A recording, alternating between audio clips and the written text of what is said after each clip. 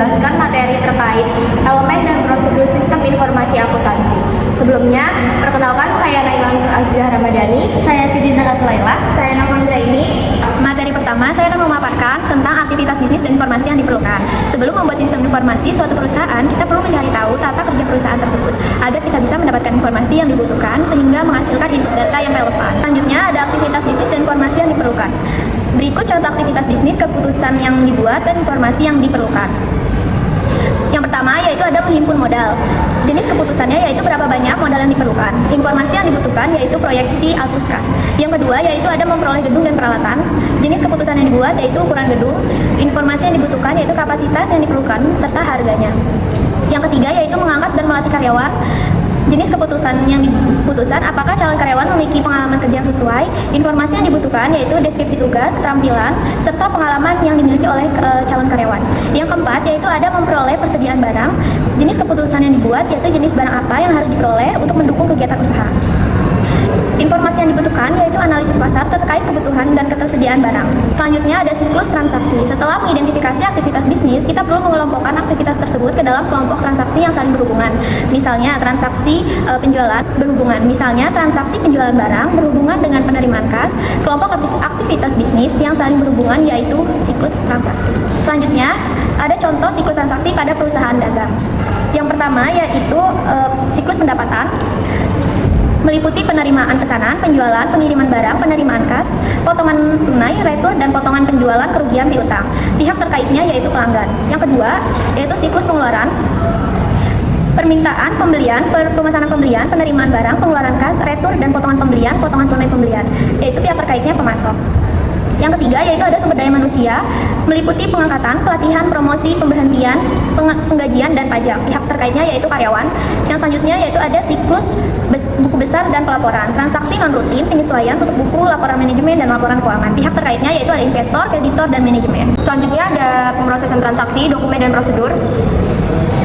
Pemrosesan transaksi dan dokumen dan prosedur dibagi menjadi 3 tahap. Yang pertama ada merekam transaksi pada dokumen, yang kedua pencatatan di dalam jurnal, yang ketiga posting transaksi ke rekening-rekening buku besar. Untuk merekam transaksi pada dokumen, formulir khusus tentang aktivitas bisnis disebut sebagai dokumen sumber. Salah satu contoh dokumen sumber yang digunakan dalam siklus pengeluaran adalah order pembelian. Dokumen tersebut digunakan untuk memesan barang dari pemasok.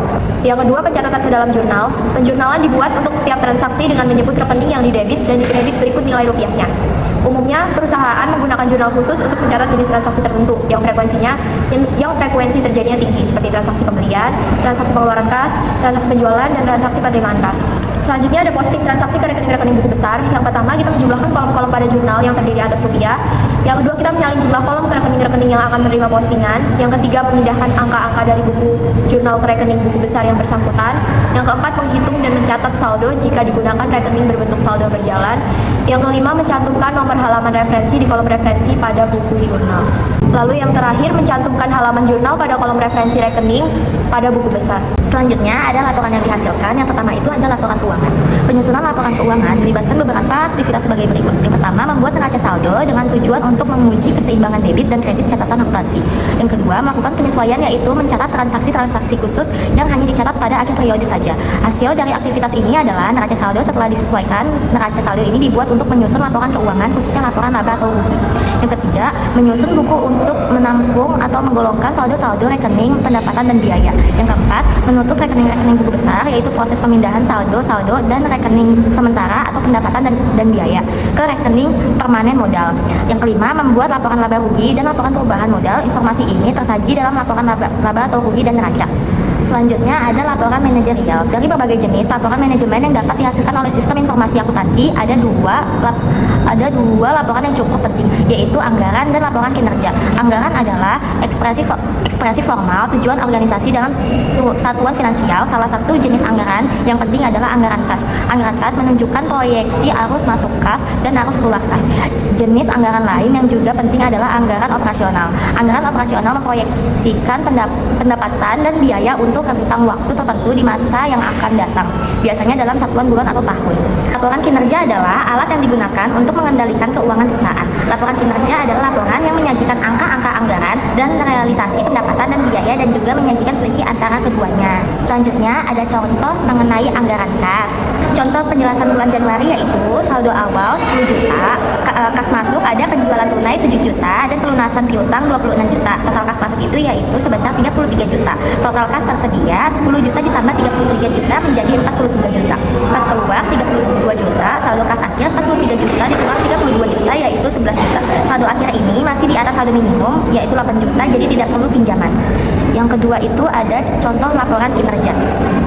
Pada tabel laporan kinerja PT Cendrawasih terlihat bahwa penjualan aktual bulan ini sebesar 565.000, lebih tinggi 15.000 dibanding anggaran 550.000. Ini berarti kinerja penjualan naik, namun HPP juga sedikit naik dari 390.000 menjadi 394.000. Akibatnya laba kotor naik tipis menjadi 171.000. Biaya penjualan dan biaya operasi juga mengalami kenaikan dibanding anggaran sehingga laba sebelum pajak turun dari 30.000 menjadi 26.000. Selanjutnya ada pengendalian intern. Fungsi ketiga, sistem informasi akuntansi adalah melakukan pengawasan yang memadai untuk yang pertama menjamin bahwa informasi yang dihasilkan oleh sistem dapat dipercaya. Yang kedua, menjamin bahwa aktivitas bisnis dilaksanakan secara efisien dan sesuai dengan tujuan manajemen serta sesuai dengan peraturan yang berlaku. Yang ketiga, menjamin bahwa aktivitas bisnis dilaksanakan sesuai dengan kebijakan manajemen dan prosedur operasi yang telah ditentukan, termasuk menjaga kekayaan modal oleh perusahaan.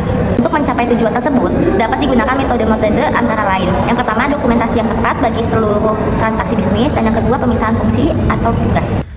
Selanjutnya, di sini ada soal latihan beserta jawabannya. Berikut ini kesimpulannya. Sekian pemaparan materi dari kami, kurang lebihnya mohon maaf. Wassalam.